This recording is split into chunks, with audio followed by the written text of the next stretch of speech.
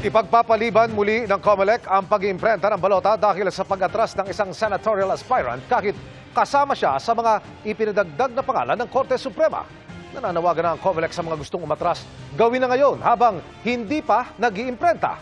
Nakatutok si Sandra Aguinaldo. So, Chairman, formal kong ibinibigay sa iyo yung withdrawal of candidacy ko. This is it. This is it. Ayan, pirmado ko yan.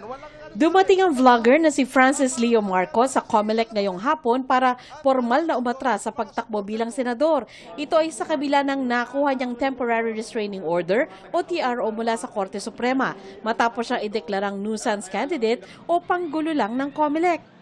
Ayon kay Marcos, Norman Mangusin ang tunay na pangalan, ayaw na niyang maging hadlang sa pag-iimprenta ng COMELEC ng bagong balota. Ayaw din daw niyang maging balakid sa kandidatura ni Senadora Amy Marcos, lalo't dalawa silang Marcos na malalagay sa balota. Pero sabi niya, wala o manong kumausap sa kanya para mag-withdraw. Kung ako lang yung magiging hadlang para gumastos na naman ng panibagong 100 milyon ng gobyerno, mas mamatamisin ko na lang, marami pa namang eleksyon eh. Yun nga lang, kahit nag-withdraw na si Mangusin, kailangan pa rin mag-imprenta ng bagong balota ng COMELEC. May isa pang senatorial aspirant at 9 na local aspirant din kasi na nakakuha ng TRO sa Supreme Court. 6 na milyong balota ang hindi na magagamit dahil wala doon ang pangalan nila. Kaya bukas na sana mag-iimprenta ng bagong balota ang COMELEC kasama ang mga pangalan nila.